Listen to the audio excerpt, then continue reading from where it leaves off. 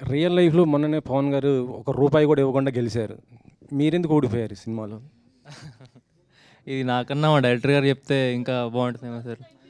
Actually ఇది ఆయన మేము అనుకుంది కూడా 2019 మీరు బేస్ చెప్పండి చేసుకున్నది కదా సార్. నిహార్ గారికి ఇవ్వండి, చెప్తారు. చెప్పండి. ఇది ఈయన రాసుకున్నప్పుడు 2019 ఎలక్షన్స్ నుంచి ఇన్స్పైర్ అయ్యి రాసుకున్నారండి. మాకు పాపం ఈయనకు సినిమా అయ్యేసరికి 3.5 సంవత్సరాలు పడుతున్న ఐడియా లేదు కదా పాపం. అప్పుడే చేసేద్దాం యంగ్ బ్లడ్ హాట్ బ్లడ్ అనుకుని రాసేసుకున్నారు.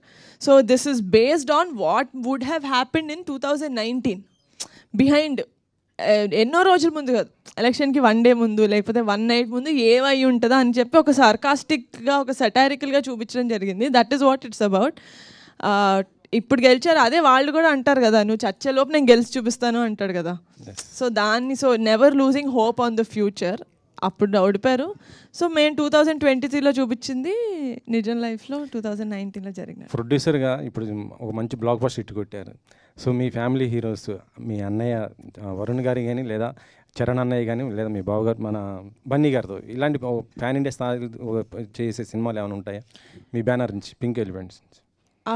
జెన్యున్గా చెప్పాలి అంటే I'm someone who always believes in the story అండి. ఫస్ట్ కథ వచ్చిన తర్వాత అది నిజంగా చరణ్ అన్న కానీ బన్నీ అన్న కానీ మా అన్న కానీ వాళ్ళు చేసే అంత స్థాయి ఆ కథకి ఉంటే కనుక నేను డెఫినెట్గా అప్రోచ్ అవుతాను.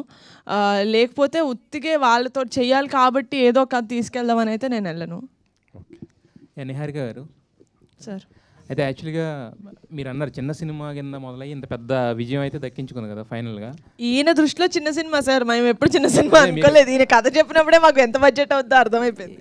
బడ్జెట్ పరంగా కాదు, అంటే కాస్టింగ్ పరంగా కానీ వీటి పరంగా కానీ.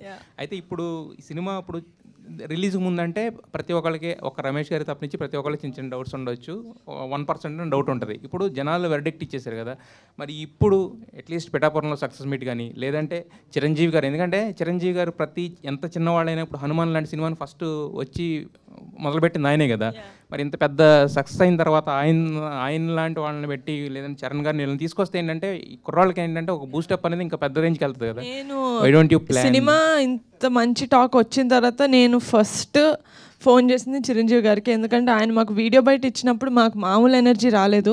సో చాలా ఎక్సైటెడ్గా, ఆయన అప్పటికే విశ్వంబర షూటింగ్లో ఉన్నాను, నేను అదేం పట్టించుకోకుండా చాలా ఎక్సైటెడ్గా ఫోన్ చేస్తే ఆయన నాకన్నా ఎక్సైటెడ్గా ఫోన్లో అవునా నిజంగా ఇంత బాగుతుందా నాకు తెలియదు, నేను షూటింగ్లో ఉన్నాను, నేను నా సైడ్ నుంచి కూడా కనుక్కుంటాను, I really congratulate you, I'm very very happy. So I'm looking forward అండి to bring him, to have him to congratulate our team. Yeah, ఇప్పుడు అదే మీరు సెకండ్ హాఫ్ మాట్లాడారంటే సెకండ్ హాఫ్ ఫస్ట్ హాఫ్లో ఉన్న అంటే అంత కామెడీ ఎంజాయ్ చేసి తర్వాత ఆ నాస్టాలజిక్ మూమెంట్స్ అన్ని ఎంజాయ్ చేసి సెకండ్ హాఫ్ వచ్చేసరికి కొంచెం ఇదన్న ఫీలింగ్ ఉంది కదా. సో సెకండ్ హాఫ్ ఇందాక నేను నెక్స్ట్ అడిగే క్వశ్చన్స్లో చెప్తున్నారు అంటే మీ వరకు వచ్చేసరికి సెకండ్ హాఫ్ అసలు ఏంటి, సెకండ్ హాఫ్ గురించి వచ్చిన కంప్లైంట్ ఏంటి, దాన్ని మీరు ఎలా ఇచ్చేద్దాం అనుకుంటున్నారు? కంప్లైంట్స్ అంటే I'm actually drowning in good compliments. So ఆ కంప్లైంట్స్ డైరెక్ట్గా ఎవరు చెప్పలేరు, కానీ ఆబ్వియస్లీ ఇగ్నోరెంట్గా అయితే లేము మేము. We also see a lot of reviews, we read a lot of reviews. జనాలు ఏమంటున్నారంటే, నేను వినింది if I may say that ఇదేంటి సెకండ్ హాఫ్లో ఫస్ట్ హాఫ్ ఉన్నంత హై లేదు, కొంచెం లో అయింది అని. బట్